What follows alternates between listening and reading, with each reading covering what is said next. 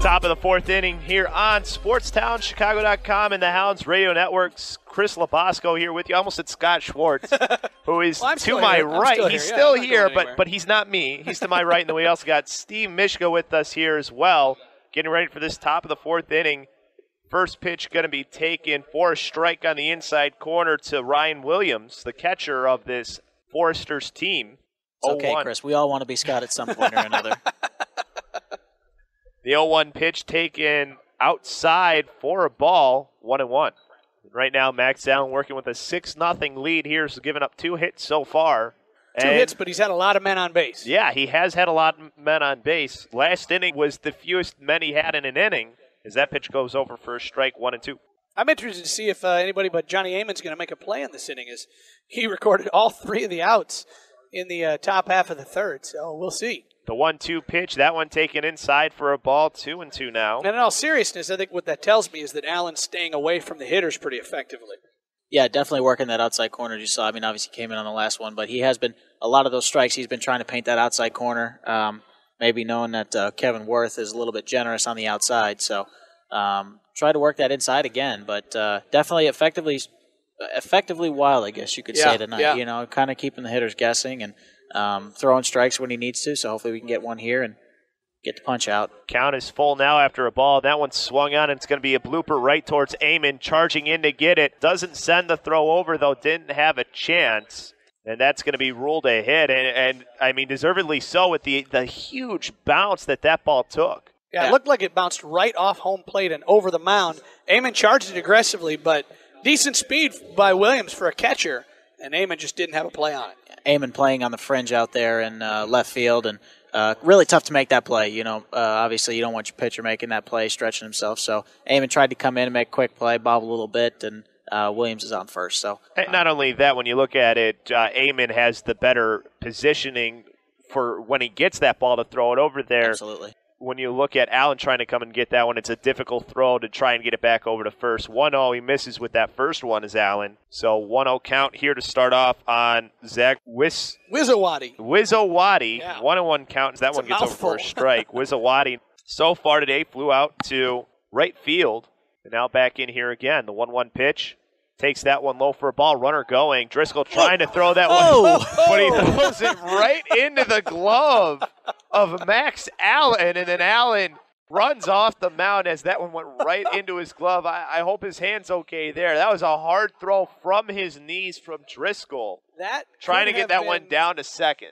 It looked like it was delayed steal to me on that, as Williams wasn't off with the pitch, but it looked like he was trying to catch Driscoll kind of napping a delayed steal on that. Yeah, that one was on the ground, so. Allen, a beneficiary of the look what I found play. Oh, my God. It was a good throw by Driscoll, just, needed to go, a little bit farther. About 2 feet higher.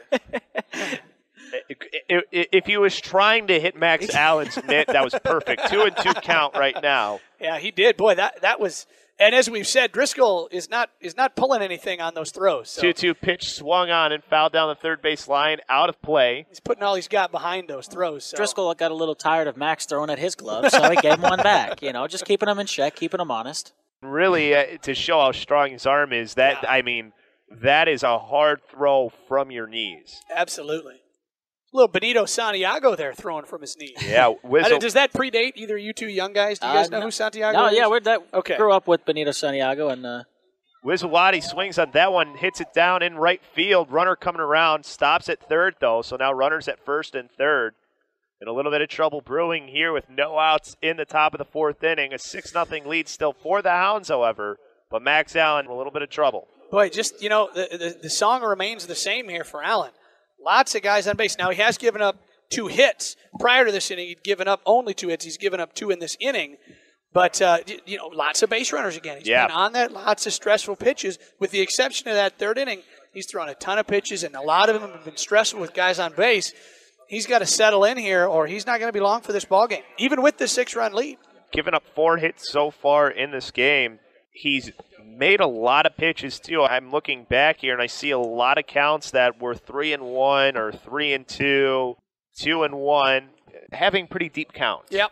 So that pitch count is probably fairly high for him right now. Well, it's interesting. Steve brought that up earlier about how the Hounds need to get better at grinding some bats out. Some at bats out. Right. The Foresters seem to be doing that pretty well against him tonight. Haven't been able to score yet in that one, faking the steal. Time was called. So off quickly was trying to go was Wisawati, but because time was called, and he probably would have been safe too. He had a great jump. He had an excellent jump down there. Either way, stepping back in is going to be Allen. In the stretch, holds it low and fakes to first. Steps back onto the mound now. Takes a look at both runners here with his foot on the rubber. Finally comes to the stretch, starts with it high, drops his glove low. The pitch, swung on, and that one hit up into the air, right field. Underneath it is going to be Hafer. Gets that one in. Nice throw in, and cutting it off was, I believe, that was not Hafer. Wrong team. I'm looking at the wrong team. That is Mayberry. Sorry, who made that throw. Beautiful throw too, and a good job cutting it off too by Biagini. Yeah, and I'm glad you mentioned the cutoff there, Chris, because if that throw gets through, Wisawati may end up going to second on that. But because Biagini does a nice job cutting it off, Wisawati has to stay right where he is. The double play is still in order. And, the Foresters have played the Hounds here now for the third time in 3 days. They know Mayberry's got a good throwing arm out there. And, that runner at third, Williams, didn't even look like his heart was in that at all. He was not going to try at all to run against Mayberry. Especially as that's one that Mayberry's coming in on. It's not like he has to go back on it, so he gets all of his momentum forward. Going hit and run, and that'll score the run. Quick throw over by Amon to get the runner at first. So runner moves over to second. The man from third scores. So now 6-1 on that hit and run. So that was a pretty good call by their head coach there to start the runner, because that ball was hit right to Amon, just to his right of the second base bag. It was taking his momentum was taking him right to the bag. If Wisawati is not running on that pitch, Amon steps on second and fires to first. So by starting the runner, they kept out of the double play. And now it appears that Wisawati is hurt as the trainer's coming out to look at him, and he's limping pretty good. You know what? He slid hard. He slid very late into second, and his leg went pretty hard into the bag. That might have been what it was. Maybe hyperextended or something, you think? Trying to walk on it right now, walking on it gingerly.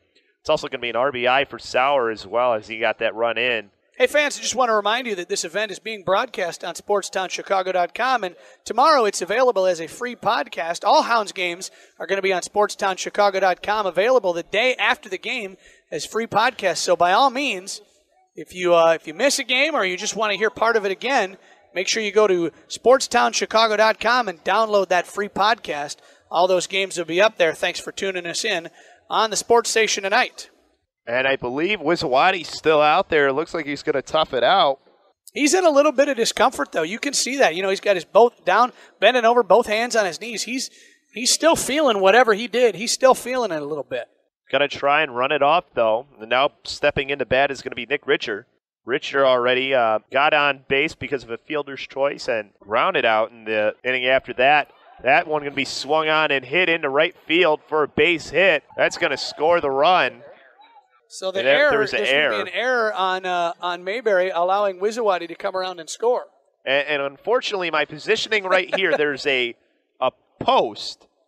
So all I saw was the ball go to right field, and I couldn't quite see what happened with it after that. So that you get the error there. Well, reaching on a base hit is going to be Richard. Then you have the error, which allows the run to score. So now it's going to be 6-2, and then quickly going is going to be Richard. He steals second. So the Foresters with 2 runs, and now Sean Osborne's going to go out and talk to his pitcher, Max Allen. Yeah, try and settle things down here as there are 2 outs with Jacob Lanning up. Took that first pitch for a ball. But, we've seen in each of the 2 games against the Hounds and in that Liners game last night, the opposition scoring runs in bunches, and when things go badly for the Hounds, it seems like they've had a hard time stopping that momentum and getting it out when they need. And things, the snowball just builds. Yeah, they really need to avoid that bad inning. And now umpire coming out here to talk. I believe that is Kevin Worth trying to break this up. Break up this meeting here of Driscoll and Osborne and Allen. I don't know about you guys, but I don't think Driscoll looks very happy. I don't know what's going on. He kind of went out to the mound kind of kind of hastily and came back and kind of threw his catcher's mitt on pretty roughly. So I don't know if he's not liking what Max is doing or something's going on wrong with communication between them. But Driscoll did not look happy coming back to the plate. Well, 1-0 pitch, getting ready to throw it here is Allen. Takes a look back at the runner at second, now delivers to home. That one taken outside for a ball, 2-0. And yeah, maybe a little bit of frustration in that throw, too, you saw there as well. 2-0 count now here with 2 outs. 6-2 lead right now for the Hounds here in the top of the fourth over the Foresters. Allen takes a look back at second, now delivers. That one inside for a ball. Count now goes 3-0. And getting behind the inner ear again is Allen. Same thing we've seen, when it goes bad quickly, and it goes bad in big ways. Hopefully Allen can get a big out here. The pitch, that one taken inside corner for a strike, 3-1. Good job of framing it, too, by Driscoll as well, as that was fairly close to that being a little bit too much inside. 3-1 count. Allen now steps, takes a look back. The pitch inside, that one's going to be a ball. Ball that gets passed as well. Inside, that's a pass ball, so runner will move over to third, and now runner at first. Yeah, Driscoll wasn't happy with Allen before. He's really not happy with him now. Allen seems to be missing that inside pitch. At almost every time. He can't seem to locate that inside pitch real well. Seems like he's painting the outside corner pretty nicely, but that inside pitch he's missing a lot, and Driscoll's having to chase a lot of balls back to the backstop on that inside fastball. So stepping in will be Tom Wiesbeck. Wiesbeck 2 outs, runners on first and third. Pitch out there, nobody going though. So that'll be ball 1. Actually, that ball almost ended up going back into the zone. Was a little bit out. I thought he was going to call that a strike, too. I was like, that might be the first pitch out for a strike I've ever seen. Yeah. So now runners on first and third. 1-0 count here on Wiesbeck. That one going to be taken high for a ball. 2-0 will go the count. But I'm not an expert in body language at all, but Max Allen's body language is not what you want to see from a starting pitcher right now. He does not look confident. He looks like he's a little frustrated with himself. Maybe he needs to slow himself down a little bit. 2-0 pitch swung on, going to be hit deep into hole there, getting it his aim and throwing it over to first. Bounces over. Nice grab by Biagini. Gets the out, ends the inning. 6-2 is where it stands after 3.5 innings. The Hounds still with a 4-run lead. We'll take a break, and we'll be back here on SportsTownChicago.com and the Hounds Radio Network with the bottom of the fourth, so don't go anywhere.